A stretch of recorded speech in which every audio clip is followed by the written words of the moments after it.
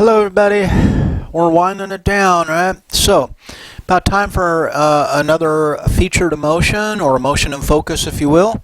We're going to pick on hate, and I think it's appropriate to this point in time. A tremendous amount of hatred across the world, and a tremendous amount of hatred within the United States.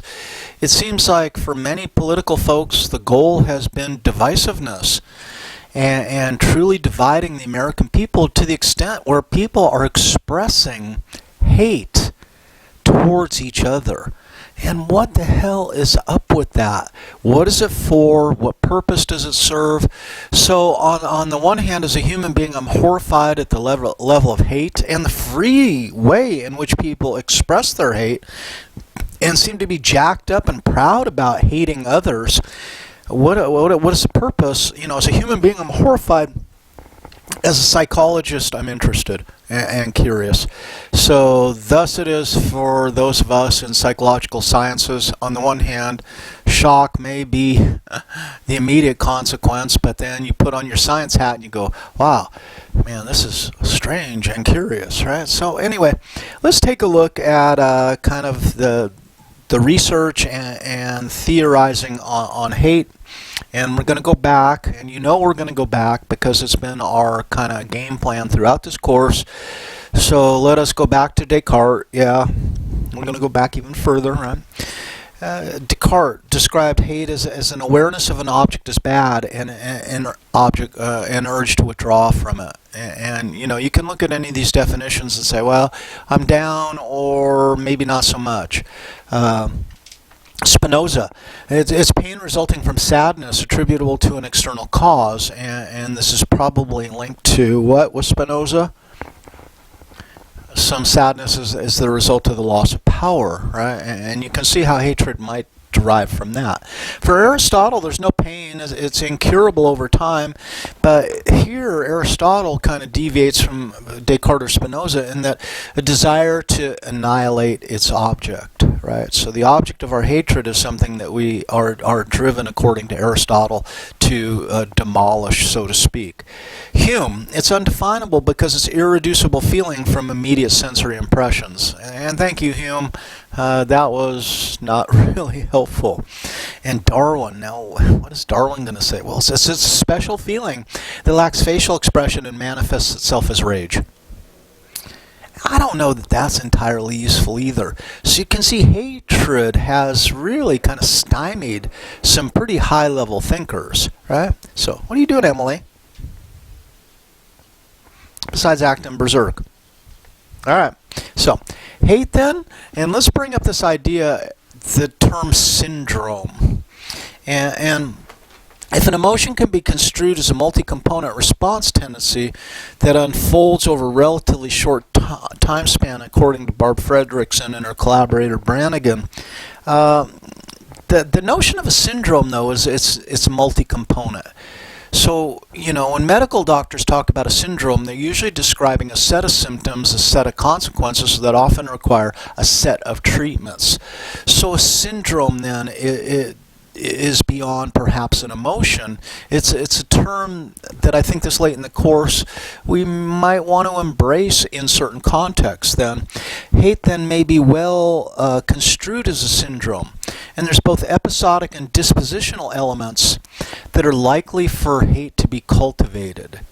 That is, some of us really are not just probably able to experience hate, or hate is really a distant possibility for us.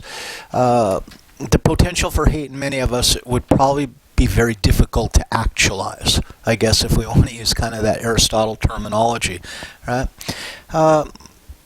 So both episodic, something has to happen in the here and now, or historically some epoch or period, and I have a disposition that allows me to hate. Give me the right circumstance and the right disposition, they combine into the syndrome that we might label hate. So Ekman describes hate as an emotional attitude. So Ekman is bringing in this notion of attitude and combining it with his notion of emotion, so it becomes much more syndromatic, if you will, than a simple basic emotion. So, you know, it's not a basic emotion for Ekman. Hate can be motivated. It can be assembled. So if we have some anger laying around and we have some contempt, a perception of injustice, we have elements of power distance, resentment, fear, take your pick, add some more variables in here. But if we have these elements in place, then maybe we can assemble them into a syndrome that we call hate, right? Now, let's talk about Galen on hate. Hatred is a neurotic attachment to self-created enemy that's been designed to rationalize the anxiety and torment of a demeaning existence. This is syndromatic then, right? This is a syndrome because it's multi-component and multi-explanation. But isn't this a powerful explanation? This one kind of resonates with me. Perhaps it resonates with some of you, right? That hatred is something that I create. So it is something that's built. It's not something that just simply exists, right? I mean, it's something that's built, and it usually has an enemy that is a target of the hatred, and I am the one who has created this person as an enemy. I could perceive them as a friend. I could perceive them as nothing. I can perceive them as an enemy. So it really is an element of my creation. And it's designed to rationalize anxiety and torment. So I have these feelings of anxiety. One, what's going to happen, and also this feeling of torment, like being bullied or being put down or being threatened with my life, etc. And it's tied to a demeaning existence. This is a fascinating definition, right? And the problem is, and this really comes from my kind of point of view, I'm going to impose a bit of structure on this, and you post-structuralists among us now, you can tear the shit down just as quickly as I say it. You go ahead and deconstruct it. That in my experience in organizational psychology and reading a lot of organizational theory, a lot of times we feel that the man is keeping us down, and the man can be ill-defined at this point. It really doesn't matter. But the man is keeping me down, and the man forces me to work in a way that is completely unfulfilling. So I have to go to this job that I freaking hate every day so I can make a living, so I can live in a way that everyone tells me I have to live, and really I have no decision-making power. I'm told what to do by superiors, either government superiors, occupational superiors, and it's just demeaning because I'm allowed no sense of freedom and no sense of accomplishment. These assholes rob me of this shit all the time. And really, I just become this meaningless cog in their machine to be, stamped out at any moment's choosing. So I live under this life of being demeaned. Well, hatred is a response, a potential response to that diminution as a result of occupational and or political and or financial hierarchies, right? Depending on the structure that you want to impose on it. So with this then could be these converging or contributing states, this sense of powerlessness. No matter what I do, the big players are going to call all the shots, right? I have no power in this, right? And think about the election now. When we look at, we're coming out of the election, it's like 3 weeks post-election, and I learned as a child that, one person, one vote, and my vote matters, and we select the government. But at this point in time, it appears that there's a lot of people that don't want my vote to matter, or that say my vote doesn't matter, or that my vote doesn't represent the will of the people. So the most basic thing I have that relates me to my government is my vote, and yet my vote is being completely disenfranchised at this moment by so many people in government, right? So this sense of powerlessness is real, right? And the anger at that, or the fear of where it might lead, right? The humiliation that people experience, right, as a result of these power structures and being held down and not being able to do anything about it, and people who feel trapped or inhibited. And think about the people that talk about, oh damn, I hate all this political correctness. I can't say what's on my mind. Every place I go, someone is telling me you can't say that, right? And notice that this is a feeling of being inhibited. So right or left, right? It doesn't matter. People on either side of the political spectrum, this dividing line that we're being forced to adhere to. People on either side can demonstrate these qualities, can feel these qualities. So I think Galen has a lot to offer, right? So 4 features of hate: perception of a negative hate or positive love essence, right? So the negative is the hate side, the positive the love, if we want to put love and hate as opposites. And a lot of people don't like that and won't go there. The negative positive valuation linked to moral judgment. So immoral can lead to, or what we believe to immoral or amoral might entitle a certain level of hatred. Exclusion of possibility of compassion or ill-wishing. Extremity appears to be a feature, and again, the divisiveness, the polarization pushes people to the extreme and allows for the greater expression and experience of hate, if you will. And it may be endorsed by an actor to a lesser or greater extent. So the intensity can vary. Identity as haters varies.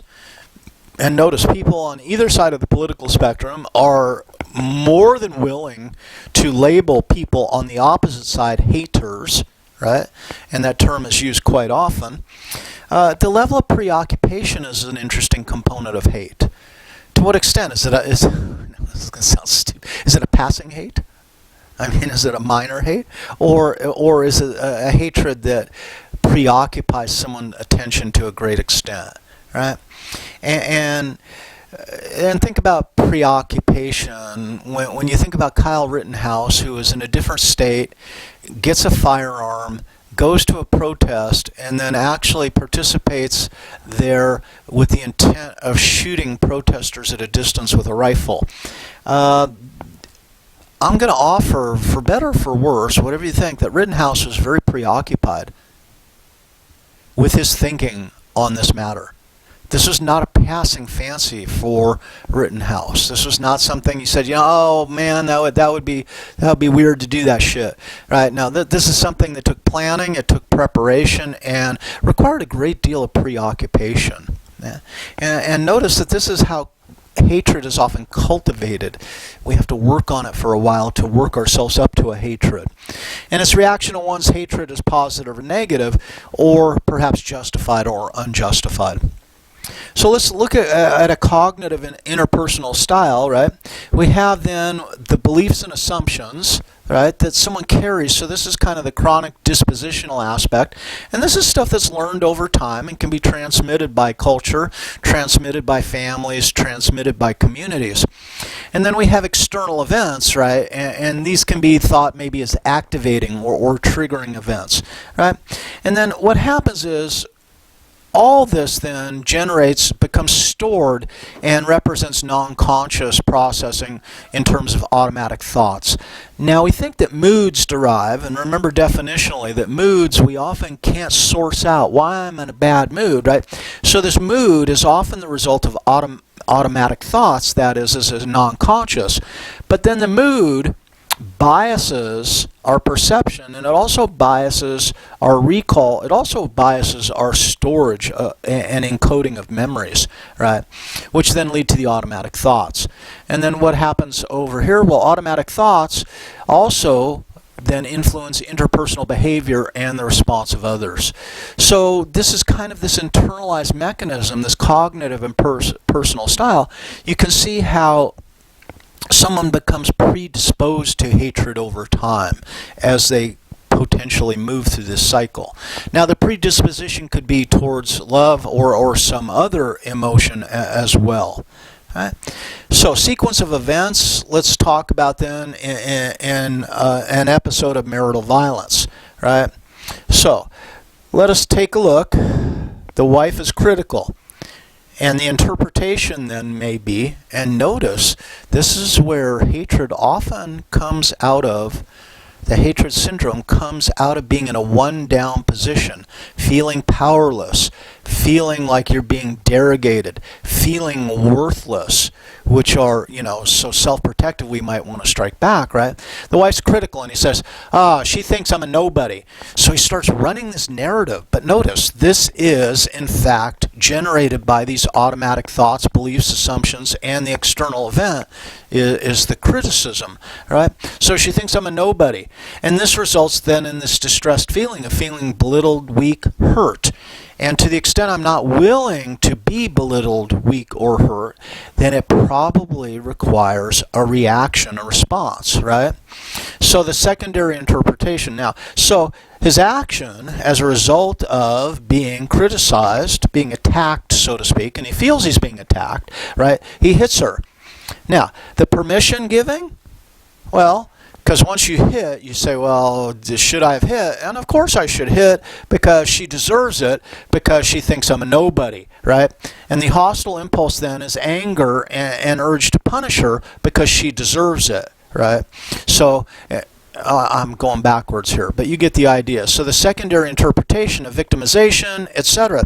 And notice, most of the instigators that we run into, most instigators see themselves as victims. So, let us then move on. Dr. Aaron Beck has written a book on hate, and it's a fantastic book. He calls it Prisoner of Hate. Now, Beck, what do we know about Aaron Beck? Right? Clinical depression, the Beck Depression Inventory. Well, prisoner of hate is a fascinating kind of idea. That is, people who experience hatred become prisoners of that mechanism that generated the hatred, right? So the different factors then, the hater then, or the attacker, the aggressor, the image of the self is the blameless victim, right? And the reactive offender is seen as the victim, the persecutors to be victim, and the aggressive nations as victim, right? So we see then the image of the victim, the victimizer, right? Spouse or child abuser is the victimizer, and then the reactive offender is the victimizer, persecution of the victimizer, etc. Now, attitude toward violence, the factor, well, spouse permissive, and permissive along the route. So what we see then is these are the cognitive components similar at different levels of analysis from Beck. I thoroughly recommend, if you're interested in hatred at all, take a look at Beck's book, Prisoner of Hate. Now, let us move on then, because we've been moving hatred as kind of correlated to violence, right? Well, 4 roots of violence, according to Baumeister, and Baumeister is one of the leading aggression researchers. The 4 roots of violence might be instrumental, pragmatic concerns. That is, I employ violence to get my way. So I just simply want something that someone has, I smack them, and that allows me to take it from them. But note that violence might be used to restore, maintain image or pride, to maintain self-esteem. And we saw that in the example of the abuser. That is, oh, she's belittling me, she thinks I'm a piece of crap, right? Well, I'll show her I'm powerful and I'm strong, and I strike out and put her in her place, right? Now, violence can also be used to achieve a desired vision or end state, and then this allows us to justify that we want to achieve, and Hitler was big on this. Hitler, for better or for worse, Hitler was a very strong and powerful visionary. He had a vision for Germany. He had a vision for the Third Reich, the 1,000-year Reich, right? And so there were obstacles to achieving that vision. And often the obstacles were people who occupied lands that Hitler believed the German people needed. So it's both this instrumental but idealistic. So it's like a combination of the first and the third here. Now, the least effective explanation we have, because it's somewhat tautological, is sadism. Some people like to hurt others, and they just seem to find joy in hurting others. But notice the tautological nature of this. Why did you hurt them? Well, because I like hurting people. Why do you like hurting people? Well, because I hurt them and it feels good. And so we have no explanation when we resort to sadism. That's not to say that it's not an explanation, and it shouldn't be used as an explanation. But when we encounter sadists, just realize that when you encounter a sadist, the simple formula is they get off causing pain to others. Right? So let's move on from describing it to maybe seeing if there's something that might be done about it. And in this case, the prescription for correcting hatred, well, healing. And that often takes time. Reconciliation, and that is putting forward the olive branch, the peace offering, right? Deep contact. It can't be superficial contact, it has to be deep contact, and it has to be contact over a period of time. During this contact, there has to be work done to provide shared goals in joint projects. Now, if you remember the Robbers Cave experiment from Sharif and Sharif, the idea was that you invoke a superordinate identity. So you had those boys who were separated, they were divided, and think about this. Think about the analogy here. The boys who came to summer camp were divided, and some were put into the group Rattlers, right?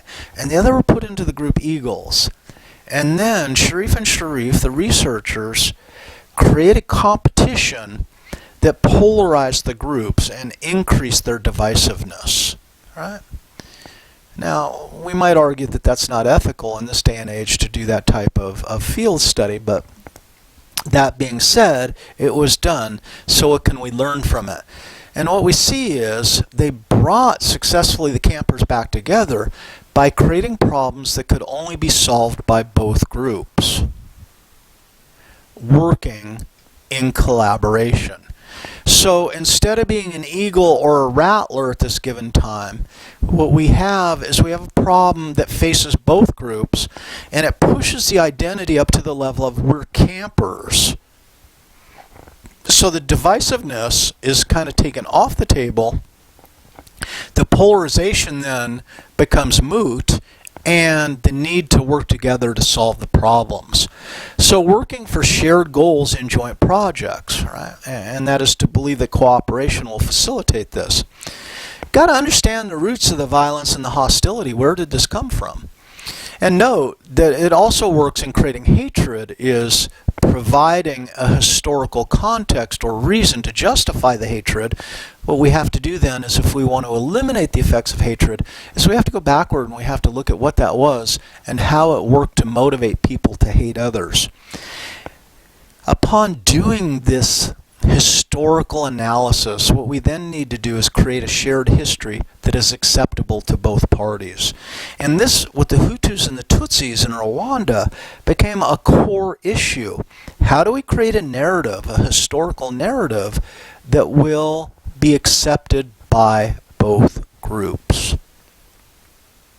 And that of course, is tricky. And note that that still is absent in this day and age. You know, we fought this little thing in the 1860s called the Civil War. We don't have a shared history. We don't have a shared story about the Civil War. There's still two very profound narratives, two very strongly differing narratives about the Civil War. And here we are 160 years later, watching people now divide along these lines once again. And note that we haven't successfully accomplished these steps, right? At least according to Staub. And we have to humanize all. And that is, we have to acknowledge that these are not subhuman people, right? That they're not vermin, that they're not 3/5 of a person, or all these other stupid ass stories we've told ourselves in an effort to devalue the other and increase the value of us. So, hatred, it's learned, it's cultivated over time. It's especially prevalent in people who are predisposed to it, that have kind of the mindset for it, and triggering events kick it into high gear. What does it take? It takes a lot of hard work to overcome it. We have to remove the divisiveness, we have to remove the polarization, we have to adopt common goals, we have to start seeing ourselves as one rather than us versus them. And these are kind of the prescriptions to the demolishing of hate. So I'm going to leave you with that. And I'm not going to have this be the last word in class. We're going to do digital emotions next. And then after that, we're going to talk about frickin' hope. because I think that's what we need, and we need to move forward. And hatred doesn't move us forward. Hatred makes us prisoners, according to Arab and Beck. So we're going to move forward. We're going to close out this course talking hope. And I want to share with you some good buddies here. So there's Alice sitting in the bed, and Pigpen and Digby. And Digby was Pigpen's dog, if you will. And unfortunately, last year, we lost both Pigpen and Digby. But Alice marches on along with the rest of us. So our dearly missed friends. You guys have a good day, and we'll come back to a couple shorties coming up.